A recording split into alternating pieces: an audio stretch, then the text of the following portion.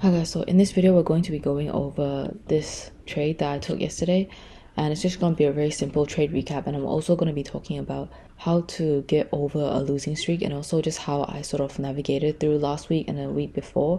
So basically last week and the week before I sort of had like a losing streak on EU, and on NQ it was somewhat like break even but also a little bit more towards the loss, overall like a negative 0.5% over the whole last week. But on EU, it has been a losing streak for pretty much 2 weeks. It was definitely a sort of like a negative spiral kind of thing. It was definitely not just the market having bad price action. It was me trying to revenge trade or trying to get into trades faster than I should, or just trying to get into trades that wasn't even there. So this weekend I just sort of took more time to reflect on myself, and since last Friday until now I have been focusing a lot on coming back to just being present, coming back to, reminding myself that this is a long-term game, zooming out, taking time to just reflect and taking time to just just to think instead of just forcing trades. And so yesterday I didn't take a trade on EU. I took a trade on NQ during New York session because it was a really good setup. On EU there was a setup that I forward tested. I didn't actually take this trade, but the reason why I didn't take this trade was because there was no high time frame confluence. I did think that it was going to go down, but I think for me it's just better to not be predicting during these times when I'm sort of just coming out of a losing streak. I want to be taking extra caution. If this was a normal day where I'm not coming out of a losing streak, where I'm not in a bad psychological state, I could have entered this with a small position. In regards to the NQ trade though, there was no sort of hesitation around it. I don't lack any confidence right now.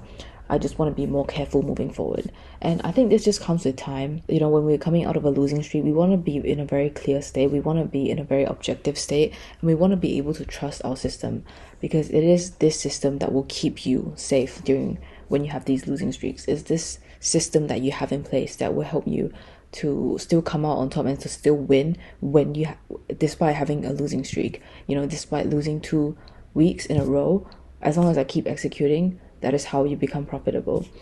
What I realized was that during these 2 weeks of losing streak, in the first week of August, I had a winning week and it was a pretty good week for me. So pretty much right now in August, I'm back to break even. And it's kind of amazing because I just thought to myself like, wow, I had 1 week of winning and 2 weeks of losing, but overall I'm still at break even. So if I had not had that sort of like revenge trading, and if I had not had all these bad habits over the last 2 weeks, I wouldn't have even been in a loss. So I think it just comes down to being patient with yourself and just reminding yourself to get back on track. There's no point in trying to beat yourself up over it. You know that you have a system, you know that it works. Then at this point is how to get out of that break-even stage. Is just to bring yourself back on track. And instead of trying to be upset at yourself, or instead of trying to, blame yourself for it, just bring yourself back on track and take responsibility. Reflect and definitely do a lot of journaling, watch videos on psychology, and to remind yourself that this is a long-term journey. Remind yourself to zoom out.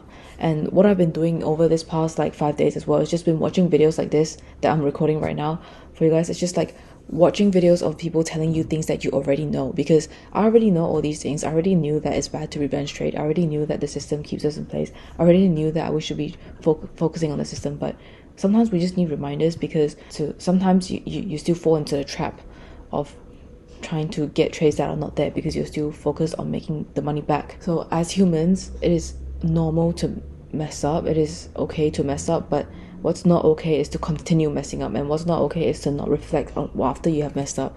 Take responsibility and be accountable for this. That's why it's good to have a community. That's why it's good to have videos like this. That's why it's good to have a mentor, where there's people around you that is holding you accountable, and there's people around you that you can talk to, or there's people around you that you can look to when you have mistakes like this. With that being said, if I had not reflected, if I had not took a break this past weekend, if I had not take the time to just sit there and to reflect and to journal down my thoughts and to remind myself that the system is what keeps me profitable, then I would not be able to execute this trade, because I would be fearful. I would be lacking confidence. I would be thinking, oh, I've been losing for the past 2 weeks. What if my system is not okay? What if the market conditions is not good right now? What if, all these things?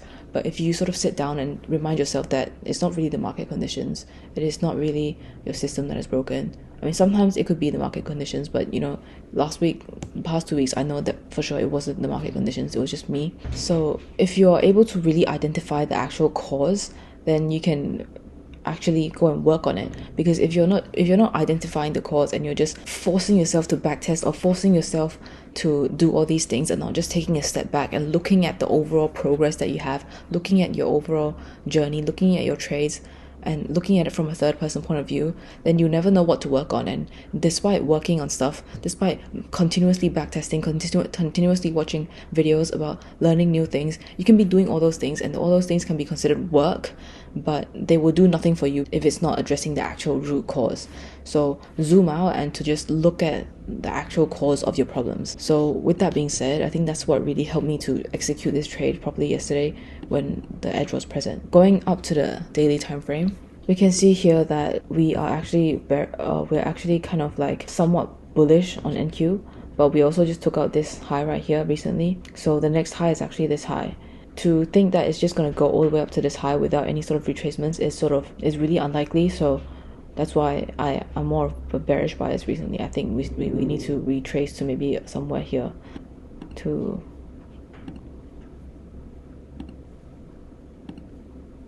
right now. We both on NQ and on ES we have just went above this high, so we're still, you know, on track, but it seems like NQ is about to take up this, ES is about to take up this high and NQ not yet.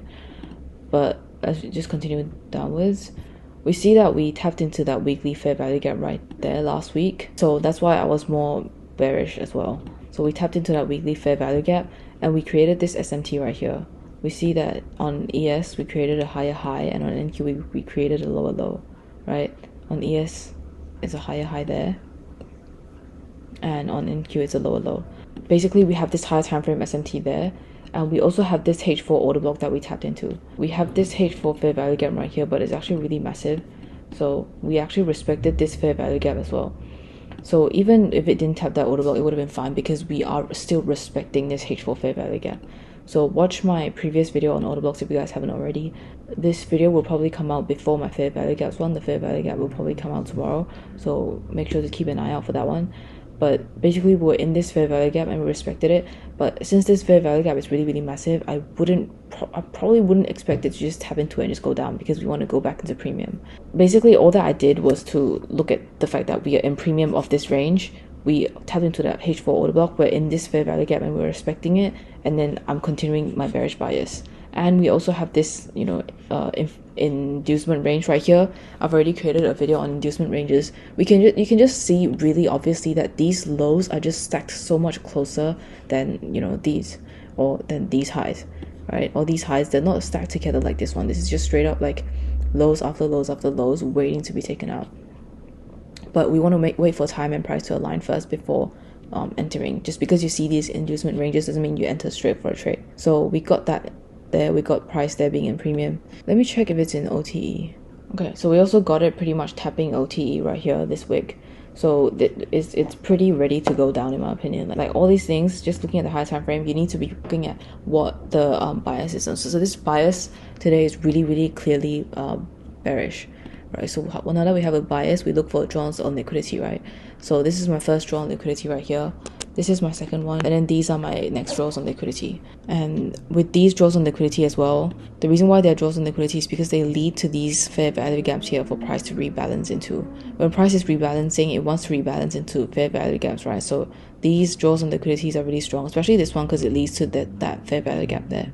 Any sort of lows there are also draws on liquidity. Now going down to the 1 hour, what I really wanted to see was a 1 hour fair value gap after, you know, after this whole range. I want to see a 1 hour fair value gap before we go down, and that's what we have right here. If we remove all this, we have this 1 hour fair value gap right here and right here as well. We get this fair value gap here and we tap into it during that 9:30 candle. That's our high time frame confluence there. We have a whole bias, we have a whole draw on liquidity. Now our high time frame is just this 1 hour fair value gap that we created. We see that we've pretty much perfectly respected this 1 hour time frame, this 1 hour fair value gap, and we also have this sweep of this liquidity right here. And then we have all these lows right here. So my first target is that one, and to be honest, I closed all of my trades there. I initially had another contract there, but I just moved it up to this one because it's enough. Like, it's a 1 to 4, so I just put both of my contracts there. But on NQ, I tend to enter a bit differently. On EU, I always like to wait for a 5-minute fair value gap. But if you're waiting for, if I'm waiting for a 5-minute on NQ, it rarely ever happens, because NQ is so much more volatile, especially during this time. Like, there is literally no 5-minute fair value gap. There's one here, but like, it's a really small one. And if I was to wait for that 5-minute fair value gap, it would be all the way down here. So I mean, 1 to 2 is still not bad, but if you get a 1 to 4, it's so much better. And usually when you have like 1-minute confluences, it's usually enough if all the biases and all that is aligned. If the 1-minute entry is not enough, I tend to find that the trade just doesn't work out at all. So it's not really about whether it's a 5-minute or a 1-minute entry. Whereas for EU, I tend to realize that sometimes you get like 1-minute entries, but it still doesn't work out, and you need to wait for like a 5-minute entry. That's why for NQ, I just do 1-minute entries usually, especially if it's like really, really obvious like this with all the bias and all the draw and everything. So we got that sweep of liquidity right there, and then we have this bullish fair value gap right here get ran through with this candle. So that's what I want to see first, because we have this bullish fair value gap and we respected it at first, but then it gets ran through after. And while running through this bullish fair value gap, we created this becomes inverse, but I don't usually enter after inverse. I just wait for it to get ran through and I just enter, because like as you see here, it becomes inverse, but price doesn't even come back to it. And then we also have this market structure shift right here, and then we also have this really, really small fair value gap right here, but again, price doesn't enter back into it. So with NQ, that's how I do it. Like, my entries are usually a bit more flexible. Like, it really depends, because with something like this where the H1 is so, like, the fair value gap is so small, price doesn't, like, if the 1 hour fair value gap is massive, then maybe we'll wait for like a retracement into it. But with something like this, I don't see it coming back to this, because there's no reason for it to come back into such a small fair value gap like this. But I entered that trade around here at 9:40. Usually it would be good to wait for the macro, but like, all the confluences are already here. Like, we already closed below this low. There's no reason for it to come back up. We already swept liquidity here, and even this one, we even swept out that low, that high. We already rebalanced the H1. We already swept both of these highs. So there's just no reason for price to go all the way back up. This fair value gap as well is also not that big, so we've already created that market structure shift. In my opinion, that's why I entered here. There's just literally no reason for it to go back up.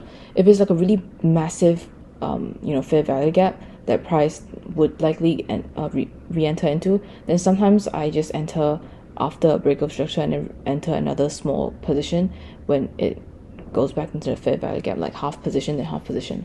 But for this, I just entered position here and then I just took out the full position there. So I will show you guys my proof here somewhere on the screen, because this is my funded challenge that I'm on right now.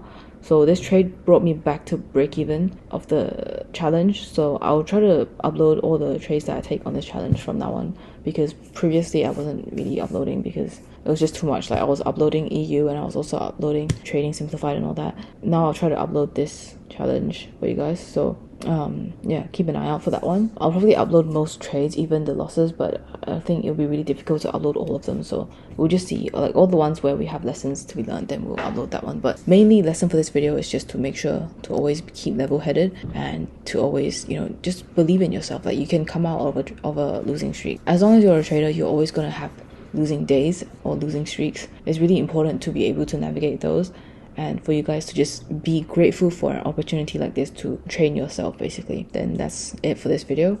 I'll see you guys in the next video. Bye.